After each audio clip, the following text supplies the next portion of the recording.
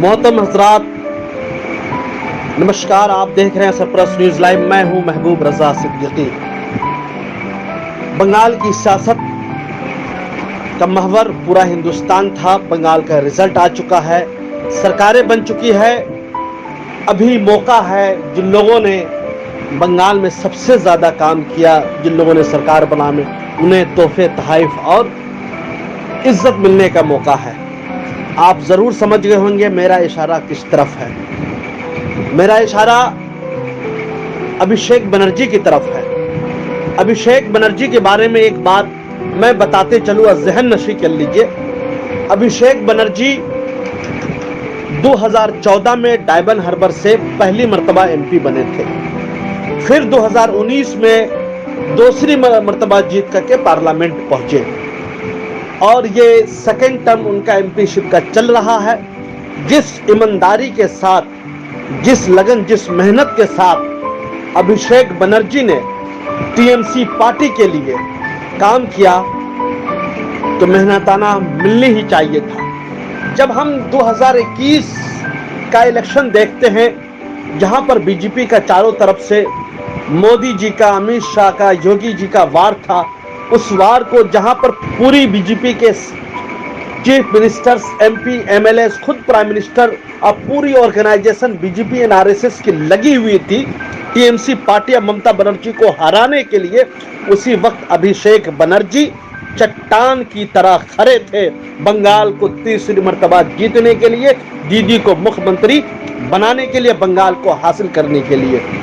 अगर हम पूरे बंगाल का 2021 का इलेक्शन का जब तजिया करते हैं, नजर दौड़ाते हैं, तो टीएमसी पार्टी की तरफ से दो ही लोग फ्रंट लाइन में थे। एक तरफ दीदी थी, दूसरी तरफ अभिषेक बनर्जी थे। और इन्होंने जिस हुस्न खूबी के साथ बीजेपी के वार का जवाब दिया, बीजेपी का हमले का जवाब दिया, तुर्की बतुर्की, उसके बारे में जितनी भी तारीफ की जाए कम है। वो एक तरफ पूरा सिस्टम लगा हुआ था, दूसरी तरफ सिर्फ दीदी और ममता बनर्जी ही मीटिंग कर रही थी। बड़ी बड़ी मीटिंग हर चार जानी जा रही थी और बखूबी उन्होंने जवाब दिया। तो ये मिलने के बाद जब 5 जून को 2021 अभिषेक बनर्जी साहब को ऑल इंडिया तृणमूल कांग्रेस का नेशनल जनरल सेक्रेटरी बनाया जाता है और उन्होंने कहा, मैं पार्टी का शुक्रगुजार हूं, उन्होंने मुझे नई जिम्मेदारी दी है। 5 जून शनिचर को जनरल सेक्रेटरी बनाए जाते हैं। 6 जून संडे को जितने बड़े लीडरशिप है सबको जाकर के मुलाकातें करते हैं, दुआएं लेते हैं, आशीर्वाद लेते हैं टीएमसी के सीनियर लीडरशिप से। सुब्रतो बख्शी साहब भी हंसी खुशी गले लगाकर मुबारकबाद पेश करते हैं। पार्थो चटर्जी साहब भी कहां पीछे रहने वाले थे, उन्होंने अपनी भी शुभकामनाएं और दुआएं दी। और सबसे ज्यादा सुदीप बंदोपाध्याय जी, जो एक बेहतरीन पॉलिटिशियन है, उन्होंने भी बैठा करके सर पे हाथ दिया और समझाया कि अब आप आ जाइए नेशनल लेवल की सियासत में, कौमी सियासत में, राष्ट्रीय सियासत में, यहीं से आपकी जिंदगी का रोशन मुस्तकबिल निकलेगा। और इस तरीका से उन्होंने सारे नेशनल पॉलिटिक्स की दाव पेज सुदीप बंदोपाध्याय ने बैठा करके समझाया और दुआएं दी कि आपको ऑल इंडिया टीएमसी का जनरल सेक्रेटरी बनाए पर हम मुबारकबाद पेश करते हैं। फिर बंगाल की सियासत को समझाने के लिए बहुत सीनियर लीडर सुब्रतो मुखर्जी साहब ने गले लगाया और दुआएं दी और बंगाल की सियासत को भी समझाया अच्छी तरीका से। फिर आगे बढ़ गए।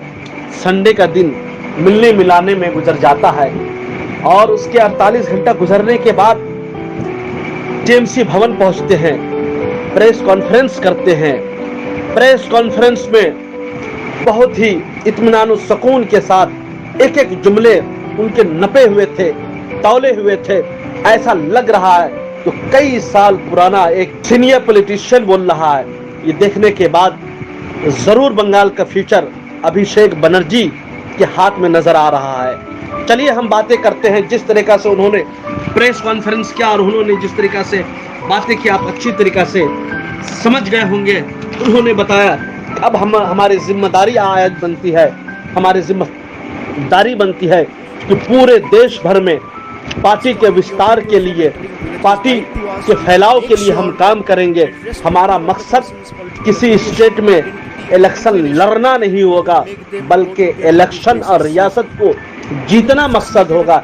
इसी मकसद के तहत हम इलेक्शन लड़ेंगे और जीतेंगे भी, और हिंदुस्तान के हर कोने कोने तक अपनी पार्टी के वर्कर बनाएंगे, मेंबर बनाएंगे, यूनिट बनाएंगे। अब ये हमारी जिम्मेदारी बनती है।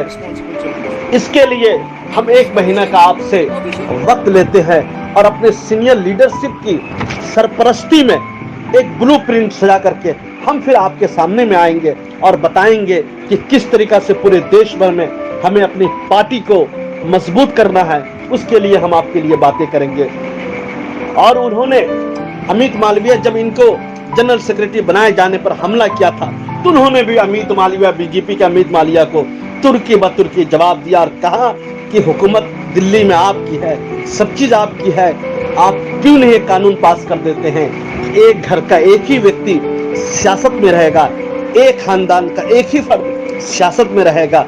खुद बीजेपी में एमएलए एमपी के लड़के बने हुए हैं, और बीसीसीआई का जो टॉप मोस्ट पोजीशन में जय शाह जी है, वो कौन है पूरा देश अच्छी तरीका से समझता है, और बहुत अच्छी तरीका से जवाब दिया।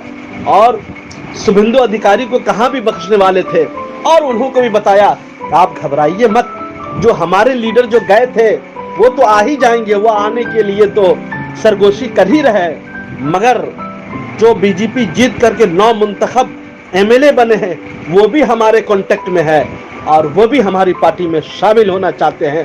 अपनी पार्टी को बचाने के बारे में सोचिए, हम पर बेतुका हमला के बारे में मत सोचिए। तो इस तरीका से, और उन्होंने बहुत अच्छे अंदाज में कहा कि पार्टी की नेक्स्ट वर्किंग कमेटी जो होगी, ममता बनर्जी साहिबा ने कहा, उसमें फैसला लिया जाएगा कि किसको किस तरीका से है पार्टी में शामिल करना है या नहीं करना है। जो एन इलेक्शन के वक्त पार्टी को छोड़ करके चले गए थे, वो ब्लूप्रिंट वर्किंग कमेटी के ऊपर ममता बनर्जी साहिबा ने छोड़ दिया है। मगर चलिए, मरकज के ऊपर और भी जबरदस्त और तीखा हमला करते हुए उन्होंने एक बहुत अच्छे अंदाज से बात की। जहां दरियाओं में लाश बहती है, जहां सरेआम अस्मत दरी और इज्जत के साथ खिलवाड़ होता है, रेप होता है, वहां मरकजी टीम नहीं जाती है तफ्तीश करने के लिए। बंगाल में मरकजी टीम को भेज दिया जाता है। ये सोचने समझने की जरूरत है। और ये जो लाशें जो है मालदा के नदी में पहुंच गई, ये कहां से आया है, नहीं आया है, इस पर भी गौर और फिक्र करनी चाहिए। और इंतखाब से कबल हमारा नारा था कि बंगाल अपनी बेटी को चाहता है, अब हमारा नारा बदल चुका है, इंडिया वांट्स दीदी, मतलब अब इंडिया जो है, देश जो है दीदी को चाहता है। इसी नारे के तहत हम पूरे देश में जाएंगे और पूरे देश में काम करेंगे।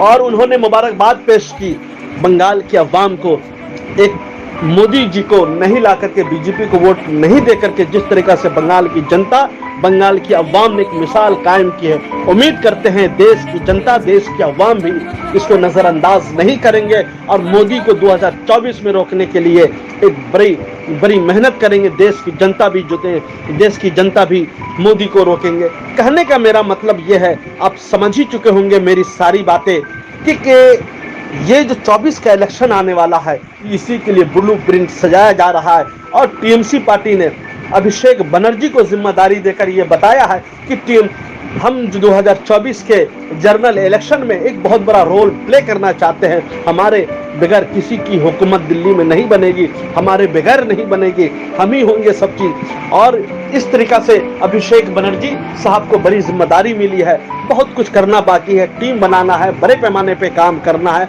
और चलिए, मैं एक ही चीज बोलूंगा, देश की बदलती हुई सियासत पर, देश की बदलती हुई राजनीति पर, देश की सत्ता के बदलते हुए महवर पर हम आपको हमेशा आपके दरमियान आते रहेंगे और आपको बताते रहेंगे किस तरीका से बंगाल की सियासत बदल रही है, यूपी की सियासत बदल रही है और पंजाब की सियासत बदल रही है। और इसमें 2024 का इलेक्शन किस पैमाने पर लड़ा जाएगा, हम आपको हमेशा बाखबर करते रहेंगे।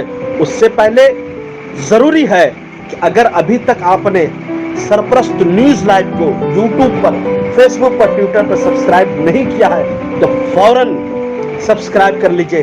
कहीं अच्छी खबर से आप पीछे ना रह जाइए।